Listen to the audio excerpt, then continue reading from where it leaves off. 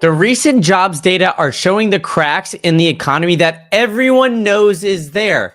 But it's interesting the dichotomy that we're seeing between President Trump and Jerome Powell, because now Jerome Powell is saying, hey, look, there's still issues in the market, where Donald Trump is saying these jobs data is a lie. Now, I love Donnie T and his comedic bone that I think that very few people in this world have. But saying all of this rises a question. Is the jobs data actually justifiable, or is there big issues underneath the surface here? Now, let's dive into all of this today and more on how I think that the overall economy could be in a recession. First, let's dive in to the jobs data and what we're seeing here, because Trump says he doesn't trust the jobs data. Wall Street and economists do. Now, I am kind of with Donald Trump with this, because for those of you guys who've been following this channel for quite some time, know that there's multiple jobs reports. We have the ADP, some of these other jobs data, but they always get revised, it seems like months later. And recently, they always seem to be worse. So when the goods jobs reports come out and then they're revised to look poor, well, it looks like there is some issues, right? The employment numbers in June were, quote, rigged to make Republicans look bad, right? But the firing of Erica oh my goodness, that's a tough one.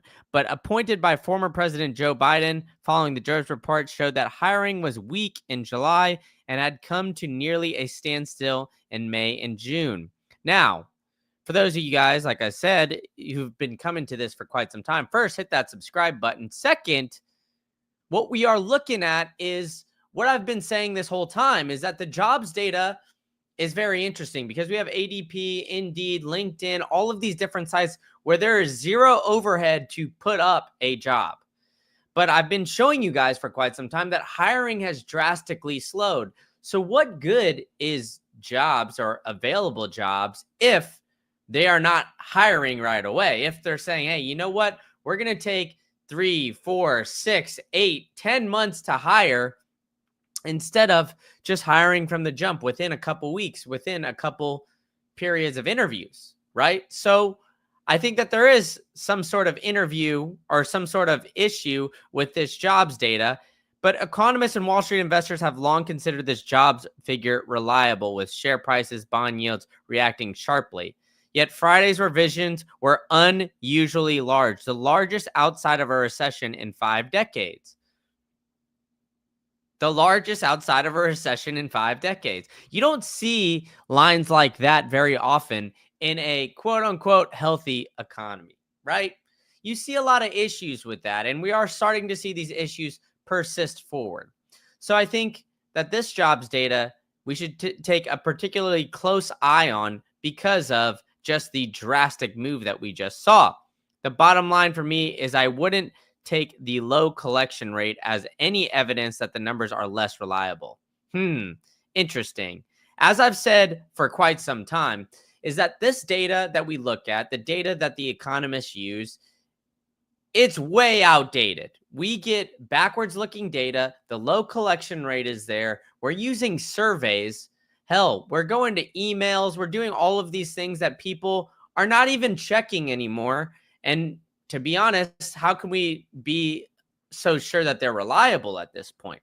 So because all of the jobs data is very shaky, well, we should be keeping a close eye on it, but not taking too much stock into it, right? Because we're just not sure how reliable this is.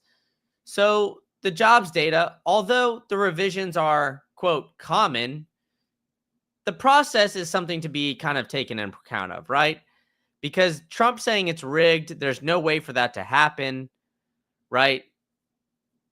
There's some issues here. The commissioner doesn't do anything to collect numbers. The commissioner doesn't see the numbers until Wednesday before they're published. By the time the commissioner sees the numbers, they're prepared. They're locked into the computer system. So how does the data come in, right? They survey goes about to 60,000 households, including 2,000 trained employees interviewing people. The sample household periodically, and no household is surveyed more than months in a row. Well, I don't know about you guys, but when is the last time you've legitimately filled out a government survey? If something came into my mail, to be honest with you, I'd have no idea it was there. And I'd probably open that mail weeks later. Who knows? I've got, mail that has been sitting here for quite some time that I probably need to go through and check, but I just haven't really got around to it. And then my email inbox, too, if they went that route, well, that thing's a flood zone. I've got 78 unread email address or emails and one right now that I'm looking at. And then there's potentially even more on others, right? So the U.S. Bureau of Labor of Statistics, the compensation cost rising in June and March and up 3.6 in this end. But the job gains are at 7.8 million in the fourth quarter of 2024, but the gross job losses are at 7.5 million. So really makes you think, is there many job gains here? And is there issues with that? Because Trump coming out and saying that these weak jobs data is rigged, well, I don't necessarily disagree with that as in a rigged aspect, but I do agree that the jobs data is weak and the jobs data is not something that, that is positive and is 100% correct, if that makes sense. Because, like I said, there's, like McLovin is saying in the chat, what's a government survey? I mean, exactly. How many of these people actually, or how many of you guys in the chat here actually have filled out a government survey? I know I never have. And I mean, I've just heard of my friends for the first time going to jury duty here lately. So, but this contentious July jobs report confirms the U.S. economy is slowing sharply, right? I think that this is something that we need to be keeping a close eye on, that it's, though it may be controversial, the July jobs report confirms the notion that the U.S. economic engine is sputtering, right? The weakness in job growth points to an economy that may be slowing even more than some in traditional metrics. Goldman Sachs, we'll get to Goldman Sachs here in a second, but they forecast growth to be just 1%.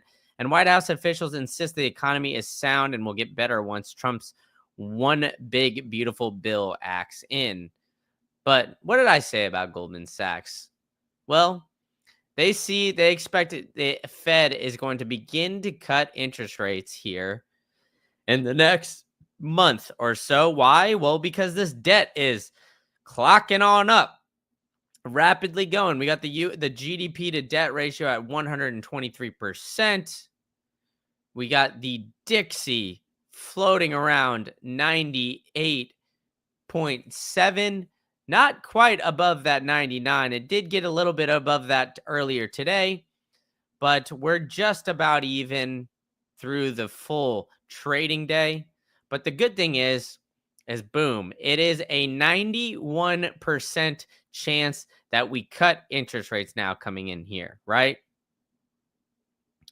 So all nighter hider in the chat is saying FAS 56 is a government document that states reported numbers are not accurate due to national security reasons, but are good enough for investment purposes. It's actually crazy that they're saying the quiet parts and admitting that out loud. Of course, if you come to this channel, you guys know that I've been screaming this from the rooftops for quite some time. So this is something that I truly believe, that we're using this outdated data and that there is some issues for it. But I mean, I do think that watching this and seeing, hey, you know what, we're going to cut interest rates more likely than not. Well, the market is going to start to react in a positive way. Like, I know we see down 0.5% today. And, year to date only up 7. But if you look down to the lows here, we're up about 30% since these lows earlier this year. And that 30% run since mid-April to now is the best 3-month run the S&P 500 has seen in decades, right?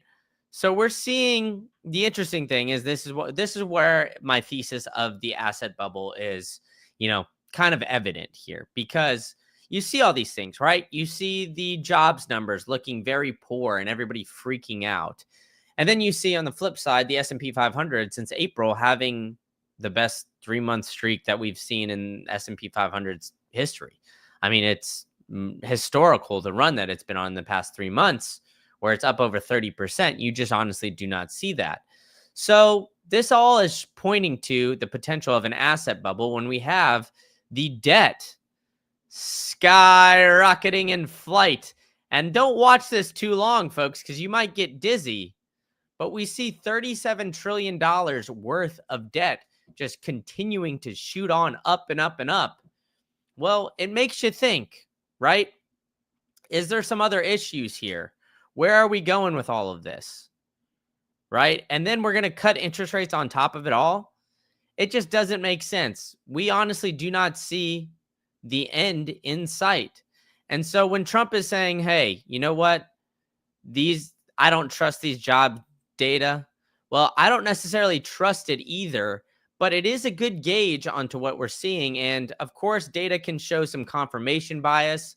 What I am seeing is that on all accounts, even from boots on the ground, it seems like the jobs hiring is a lot slower than, one might think. And every time we get these revisions to come back, well, these revisions are showing that more and more jobs are not there and they're not hiring as quickly. And so the consumer is hurting oh so slightly, and that could potentially lead to something here. So make sure you guys are smoking that like Cheech and Chong, hitting that subscribe button, telling a friend to tell a friend, and I will catch you guys all in the next one. Help me get to that 500 sub mark. I'm at 270 right now, so I know 90% of you guys are not subscribed, so please help your boy out and get me to that 500 mark here in the next month. Let's double in a month.